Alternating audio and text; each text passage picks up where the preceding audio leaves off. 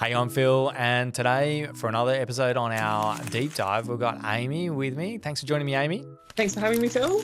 So today, what we're going to be talking about is we're going to be talking about income protection, disability cover when it comes to parental leave. So all of the nuances about getting policy set up before parental leave, how does it work while you're on parental leave. So before we get started, I just want to kind of talk about the different types of policies, Amy. So what are the 4 different types of policies, and what are the ones that have an impact on parental leave, and what are the ones that don't? So you've got life insurance and trauma insurance, total and permanent disability or TPD, and income protection. So they're split into working and not working. So for life and trauma, whether you're working or not, it's not really impacting those covers. Whereas for income protection and TPD, it's your ability to work or your inability to go to work that actually impacts those covers. When people are thinking about, starting a family, there's plenty of planning that goes ahead. One of the worst things about starting a family is you can get pregnant either today or in 5 years' time. So it is a stressful time in everyone's life. But talk to me about, when should people start thinking about getting insurance? Should they think about getting it before they go on parental leave or after once they're back at work? So it's always best to try and get your insurances sorted as early as possible. And if you are even thinking about planning for a family, trying for a family, that is the best time to get sorted, is as soon as you are thinking about it. There's a lot of different nuances in when you can still get cover. So the earlier that you can get that sorted, the better, to make sure that you can actually get those covers in place before Bob comes along. My daughters would be so ecstatic if my wife were pregnant, but we're not having any more kids. But if my wife was pregnant, can we get insurance for her, income protection, while she's pregnant, knowing that, well, obviously there's going to be parental leave coming up? Yeah, so it depends on the insurer. Most insurers don't have any concerns before 27 weeks, so long as their pregnancy doesn't have any complications involved. Once you're past that 27-week mark, there's major variances between a lot of the insurers. So some of them, anything over 30 weeks, you're unlikely to get TPD or income protection.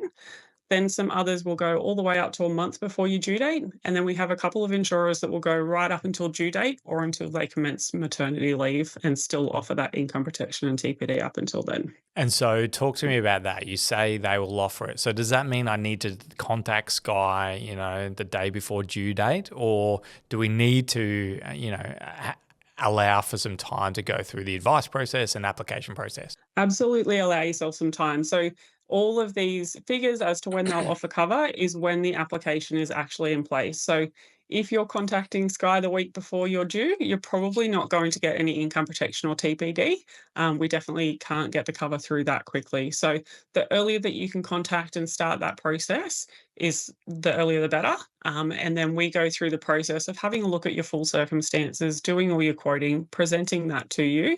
And then we still need to get that application in place. And if there's any medical reports and things like that required during application, that can also take a little bit longer. So definitely leave yourself some time. The earlier, the better. Yeah, leave margin in your life. That's what I always tell my girls. Absolutely. Leave some margin. For sure. Don't run out of the house when my wife's driving the others to school, because you're going to get left behind. So leave some margin. So once you find out you're pregnant, if you don't have cover, go out and make sure you do get cover. So a question that we normally get, if I'm, getting these working covers, disability or income protection before parental leave, why would I do that? Because I'm going to be off work and maybe paid, maybe unpaid. Like, how does it actually work when we're on parental leave? Yeah, absolutely. So long as you can get your covers sorted beforehand, you can still claim on your income protection or TPD if something was to happen while you're on that leave. There is a few nuances again with insurers, but for the majority of them, so long as you're on approved employer leave for either 12 or up to 24 months if it's been approved by your employer, then you can still access those benefits if you need to. There is a couple of different description changes in there. So for the first 12 months of being on leave, they'll assess whether or not you can work in your occupation that you were doing before your leave. Once you've been on leave for longer than 12 months and up to that 24-month period, they'll assess whether you can do any occupation that you're reasonably suited for in order to pay out those claims. Yeah, and so is that for disability or TPD cover or income protection, or both? With the timeframes about the own and any? The own and any is for the income protection while on claim there.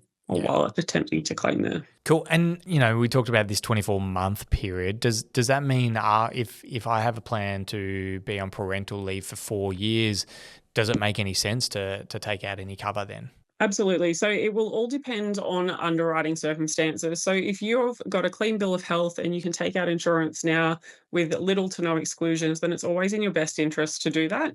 It may mean that you're going to pay for a policy that you won't potentially be able to claim on, because beyond that 24 months of leave, you won't be able to get that income protection anymore until you do return to work. However, if you do hold off until you're back at work and then try and get your income protection sorted at that point, there could be instances where you've had health events and things like that that either mean you end up with more exclusions or potentially get declined for cover altogether. And then once you're back at work, you can't actually get that cover in place. So you're not protecting your family when you're back at work. And there's another a bit of nuance with the income protection. If you've had income protection for a number of years, and we're talking now almost 5 years, and you've got an older style policy, the terms and conditions are very different, and so they will have more generous ability to claim while on parental leave. So generally speaking, through this discussion, we'll be talking about new policies getting set up today and the new contracts today.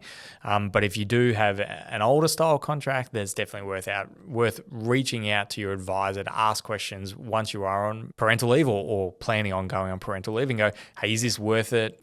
Does it make sense? Because some of the T's and C's that we'll be discussing in generalizations today will be all based on what you can set up today as a new policy. So that's super important to kind of touch on. So talk to me, you said, you did mention that, hey, well, you may not actually be able to make a claim, 3 years on parental leave, but it still may be in the best interest to maintain that policy. And you talked about underwriting and all of these things. So let's just touch on that a bit more. Like, why does it make sense to pay for a premium where I'm not going to get paid out a claim? So you can still potentially get paid out that claim for up to 24 months of leave. And so you can still claim during that period.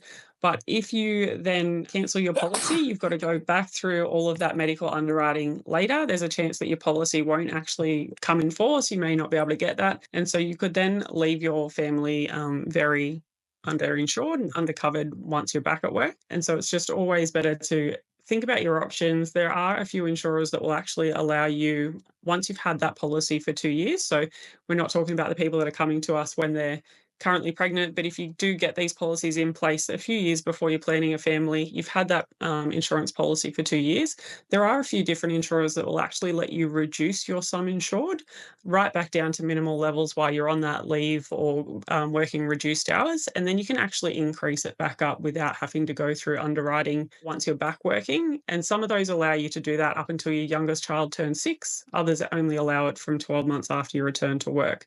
But there are some insurers that once you reduce that cover down, you need to go through that medical underwriting again in order to get that cover back in place. And there's always that risk that your medical circumstances may change in that time, which could impact that as well. Yeah, so generally speaking, if you reduce the cover for any insurance, it's less risk for the insurance company. Happy days, they'll charge you less premiums, but they'll let you do it easy with no issues whatsoever. But then when you want to increase that cover again, well, they're accepting the risk, so they want to make sure they're assessing what's the new risk of that cover. But you talked about some of these features in policies that allow you to dial things back. Talk to me about what are those features? What are the insurance companies that allowing some dial back until your youngest or until the little ones at 6 years old? Talk to me about the specifics about those things. Yeah, so there's certainly a couple of insurers where they don't have any of those features built in. If you do choose to dial your insurance back, then you do go through that underwriting in order to bring that back up to full-time level once you're back working full-time. There are some with One Path actually offers until your youngest child turns 6 to increase that back up. So you can reduce your monthly amount by up to 70% down to a minimum of $1,000. And then you can reinstate all or part of that monthly amount without medical underwriting through until that youngest child is 6. There's also a couple of others that will allow you to dial it down while you're on parental leave. And then so long as you take it back up to that normal level within 12 months of returning to work, then they'll allow you to do that without the medical underwriting as well. And there are some features within income protections that allow for premium pause features, and there are some other funky features within income protection policies that have an impact. So talk to me about disability insurance. So TPD cover, how does that impact while on parental leave? So with your TPD insurance, there's a couple of different definitions that you can get. So the main ones that we look at are your own occupation, meaning that you've got to be unable to work in your own occupation to have that paid.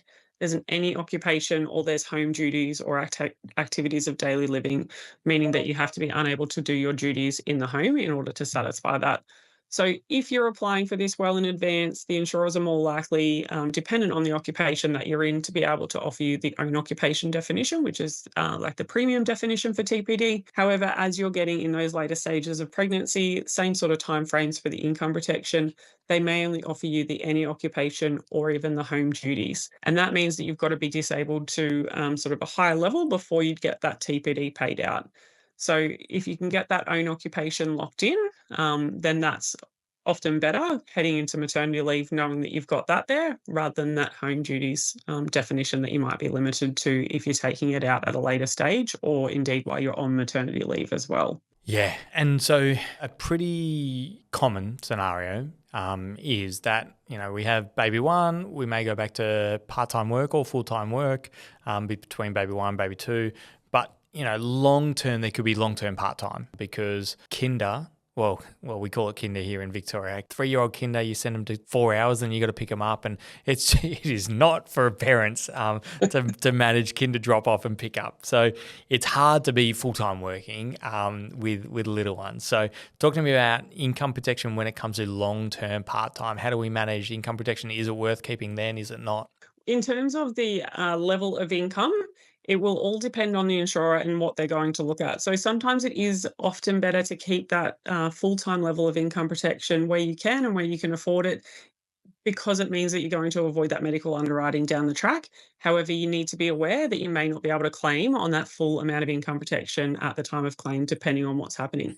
So if you are on maternity leave at the time of the claim, then insurers will look back generally for the 12 months prior to when you went on leave. Again, there's a couple of nuances in that, where there is an insurer that will look at the average of the income for the 3 years prior to leave. And if that average is higher than the 12 months prior, they'll use that. So there's a couple of little discrepancies there. But for the majority of them, it's 12 months prior to when you started leave. If you then go back to part-time work, there are a couple of insurers that, so long as you haven't been back in part-time work for that 12 months, they may still use that look back of 12 months prior to you starting your maternity leave. But then for the most part, it's the average of your last 12 months worth of income. So you can only claim on the sort of the lower amount of what you're insured for, or what your average of the last 12 months of income is.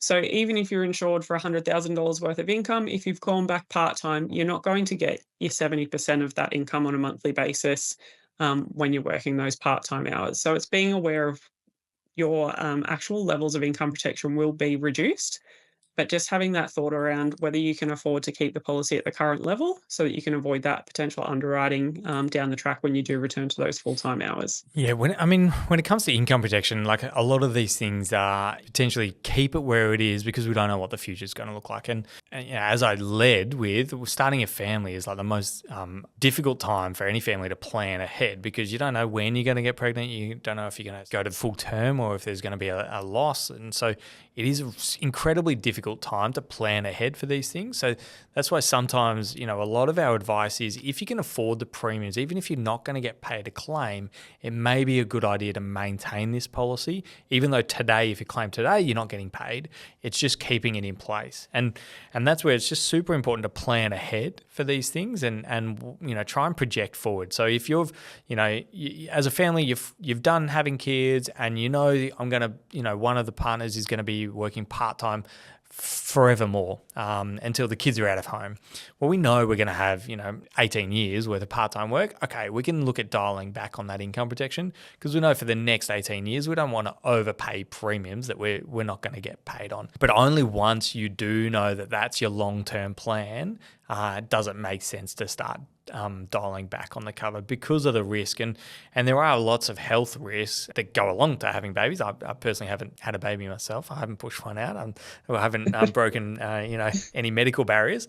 But it's there are lots of kind of health considerations that come into play, which impacts any ability to increase your income protection in the future. So it's a really difficult time to we're all saying plan ahead, think about the what ifs. but we don't know if that, is going to take you 3, 4, 5 years to complete your household and that you're happy with, or if it's going to take 10 years. So it is a difficult thing to plan ahead. And talk to me about some of your conversations you've had with some clients, who are going through these things. Yeah, absolutely. So I had one recently where they were looking at trying for kids very shortly and asking that question around income protection and when can we claim and how much can we claim and is it worth dropping it back? And the particular insurer that we were recommending for them was one of the ones where you can't dial it down while you're on parental leave without going through medical underwriting to get it back to that level. And so I just had that discussion with them as to you want to be insured currently for your full time income because that's what you're currently doing. You don't know when you're actually going to have children or when you're going to have that time off work. And so making sure that you've got the right protection in place now, and then really having that consideration as to what that family budget looks like when that maternity leave does finally approach and how long you think you might be off work, whether you are thinking about having multiple children, staying at home long term, or whether you do think that you want to get back to work reasonably quickly. And just thinking about that consideration as to is it more valuable to have that income protection at that full time income level and maintaining that? Even if it means things like the indexation that gets applied to it every year, you might not apply that every year if you're still not at that full time income. You can just still keep it at that standard level, but just having it there in place so that when you do get back to that full-time income, you're not having to go through that medical underwriting again, because exactly as you said, all sorts of things can happen through pregnancy and childbirth. And so your health can change very quickly there, even if you're completely healthy before that. So there's a lot of changes that could impact you after that. I thought about, when you were talking about this, a client scenario, I was thinking to myself, well, why didn't you just recommend the insurer that had the better, parental leave kind of features and benefits? And sometimes it's not just the features only that we look at when it comes to policies. There's so many other things that come into it, like that I think you mentioned one path was the insurer had really generous definitions in their policies, but when it comes to applying for the cover, maybe they're adding an extra exclusion that otherwise we wouldn't want. Is that a part of the conversation? Is going, well, we could get these benefits that you may or may not use, or but you've got to give up these exclusions or take these exclusions on the policies. Yeah, absolutely. So this particular client, the insurer that we were recommending did have one less exclusion than others, and that's why we were going with that insurer in this instance. And they were also the cheaper one amongst them. So I think it's just very important for clients to understand if it's more important to you to have these sorts of features and benefits in your policy, have that discussion with your advisor. If you'd prefer to have an exclusion and be able to have these adjustments, then have that discussion with your advisor, because we basically go on an overall view of the insurance policies and look at what we think is in the best interests of our clients. But if there's something that's more important to you than something else in that policy, definitely have that conversation around that as well. With the TPD cover as well, there's also limits to the amounts of that you can have while you're on maternity leave. And I think that also came into it with different client is that one insurer will give her more cover than another. So their features and benefits weren't necessarily as good as others, but she could have more TPD cover than what some of the others were offering. So that was another little nuance that we had to look at when comparing those covers. And that's the beautiful job of being an advisor is about it's about just juggling all these puzzle pieces. Like a client's individual medical history will have an impact, their family history will have an impact, their work, their occupation, all of these things we've got to try and put into a nice, beautiful puzzle and recommend an insurance policy, because there are many policies on the market that we can choose for. And this feature, this parental leave feature may be highly important to an individual client, but to another client, getting less exclusions is important, or getting a high level of TPD cover. So it's not just we don't throw a dart at a dartboard to pick the insurance provider. I would love that to be the case. That would save us a heap of time in researching. But there is so much that goes into our recommendation on which insurance provider we think is best suited to our clients. So I guess, what's one thing we can finish off, as a recommendation for someone either planning a family. What do we think about, like, one piece of advice other than go get insurance? I mean, that is the answer. But what's your piece of advice in that time where you're planning a family? Yeah, I think the first thing is just come and get advice as early as possible. So don't wait until you are pregnant or you're almost due and thinking that the turnaround time will be a couple of weeks and you're done. So always get advice as early as possible. And before you do, have that thought about what kids and maternity leave or parental leave in general and returning to work might look like for you as a family. So that you can have that idea as to whether it's going to be long-term leave, whether you would like to take a number of years off, or whether you do want to return to work in a part-time or full-time capacity soon after. And that can always change after you have kids. Some people think that they want something, and then bub comes along and it completely changes their thoughts and feelings. But if you've got an idea before you head into that, it's a much better discussion to have with your advisor to know which way to sort of set some of these policies up. Yeah, and also the other thing I was thinking is it's super important to talk to your advisor, even if you've got these policies set up and you're going through that, and just go, hey, what does my policy include or not include when it comes to this? What does make sense? And if you're on parental leave and you've got an income protection policy and you're thinking, oh, does that actually make any sense? Can we cut that from the household budget, that premium? Then calling up the advisor who helped set it up and discuss kind of the pros and cons and what are those things to think about. Because there's some things that I think about is, what we can do with clients is if, maybe make an assessment on their medical history today. Like, we may have a policy that has no exclusions, but based on their last, 4 years of medical history, maybe if they cancelled it and then took out a policy, they would get an exclusion that may never be reviewable on the policy. So it's really just super important to have a chat with the advisor who set it up and just to discuss all of those nuances because, at the end of the day, we don't expect our clients to be experts on the terms and conditions of every policy, and this is why we do these deep dives, is so we can try and educate and empower people as much as possible.